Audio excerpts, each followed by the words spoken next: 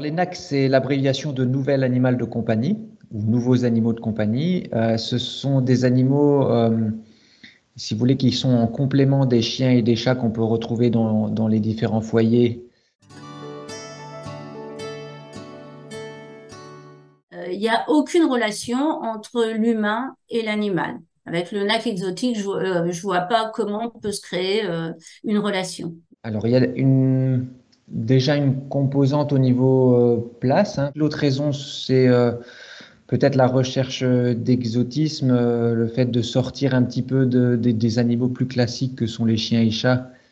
Et puis, il y a aussi beaucoup de gens qui sont intéressés par le comportement de tel animal ou tel animal, hein. Donc, il y a pas qu'un seul facteur. Le trafic des animaux, c'est le troisième, en fait, troisième rang des trafics mondiaux. Et puis les risques pour l'homme en termes de morsures. On a également les griffures et puis sans compter tous les risques de transmission en fait de maladies. Et ça pose aussi de gros problèmes pour la faune locale.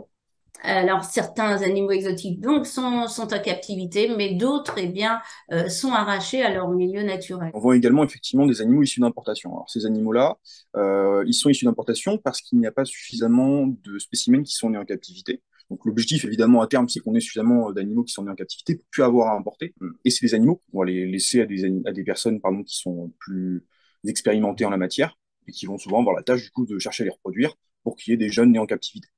Les achats de NAC, eh bien, ça suit des phénomènes de mode, en fait, hein.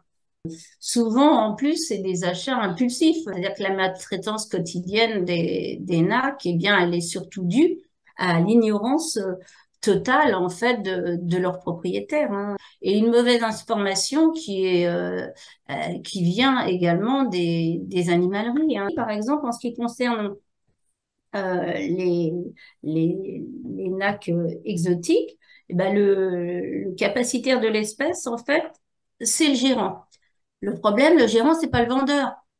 Et puis pour les domestiques, eh bien, il suffit qu'il n'y ait qu'une seule personne, en fait, qui soit titulaire de l'attestation de capacité. Quand j'ai des personnes qui viennent me voir et qui veulent acheter un serpent, alors je leur explique comment ça fonctionne, j'explique comment vit l'animal, comment est-ce qu'il fonctionne. Puis après, je jauge leur niveau d'aptitude. Puis après, je vois qu'est-ce qu'elles attendent de l'animal aussi. Pas n'importe quoi. Et puis, je regarde comment va être maintenu l'animal. Je vais pas vendre l'animal si derrière, il n'y a pas d'installation.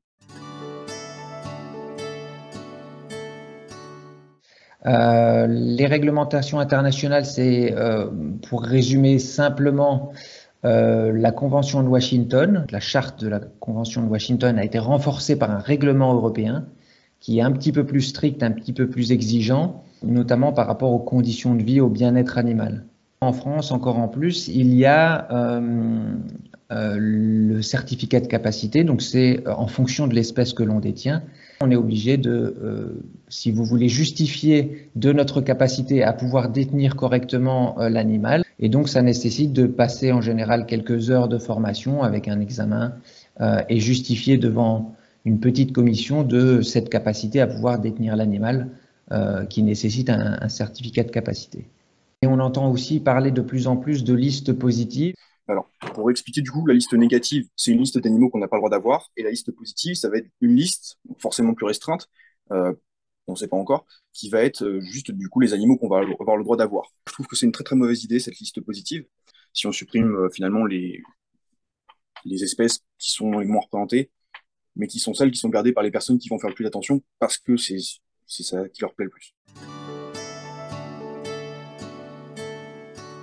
Je pense que c'est plus un problème de fond où il faut essayer de faire passer certains messages aux gens, essayer de changer un petit peu la vision, former les gens également.